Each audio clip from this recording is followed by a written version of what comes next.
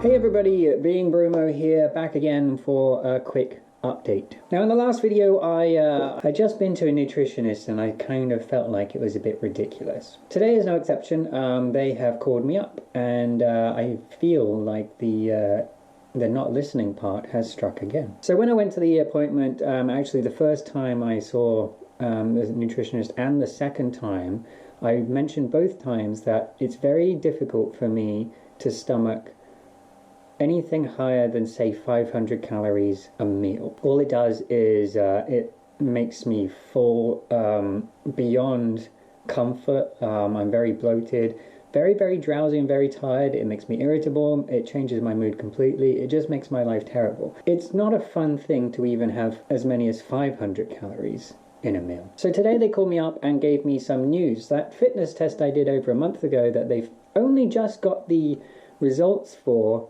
even though they're in the same building, came back to be 3,700 calories a day needed. 3,700 calories a day. Average, they say, average healthy adult, 2,000 calories a day.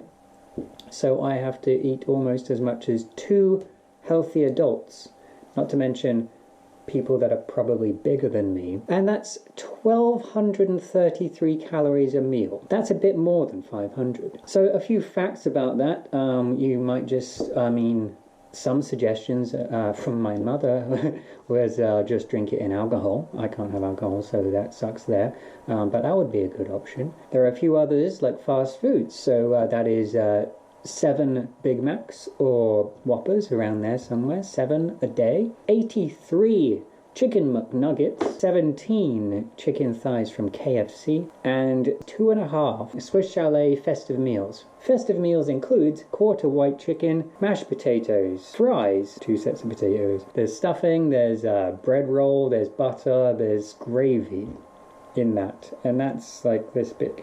That's a big sort of meal, chunk of food. 2.5 of those. So I could eat those, but as I mentioned, I can't really stomach more than 500. So after that news, I sort of have lost interest in trying to pursue this route. You may be thinking, but if you need it, you need to take it and you need to get as much as possible, which I will be doing. But I feel like because of the amount of times I've been there and the amount of times I've been told to do something I have already told them I can't do, because my body just won't do it, outweighs that, I'm going to give up on that route and maybe focus on, in the next few weeks, actually getting my medication and getting well. If I get well, I don't have these problems.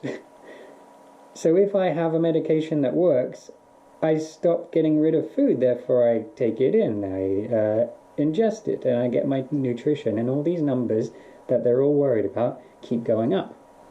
The other thing I was given the other day is a prescription for 3 different things. Now, these numbers that are low in my blood are all individual things. There's hundreds of them. They want me to take individual pills for each one. I understand where they're coming from. I understand their point, but they're not really giving me an answer. They're giving me, well, you need more calories. I know this. I feel terrible. But anyway, 3,700 calories. That's more than like a 200-pound man can take in a day, even if they have no diet restrictions. Good luck. Anyway. Oh, and just one thing. There's a quick review of the vaccines I just want to mention. So I had a few different tests. I did a TB test, which no bump, no problem. I had a few different vaccines, and I'm completely forgetting which ones they were. There was a pneumonia one, but also the main one is shingles vaccine. I got those in this arm. Little tip for you, what they don't really mention, shingles vaccine, not very pleasant. It hurts quite a bit, and apparently can travel throughout your body. But yeah, that was painful. Ice works very well, and Tylenol. But now that's good. Still a bit bruised. That's good, my shoulders are fine, I've got all the vaccines, I'm up to date, and so the next thing is getting Trillium to cover it, and to start taking my my medication of choice, which I'm thinking will be the self-injecting ones, rather than the Remicade where I have to go in. So that's the development there. Okay, thanks for watching, and I'll keep you updated on everything that does happen. Thanks.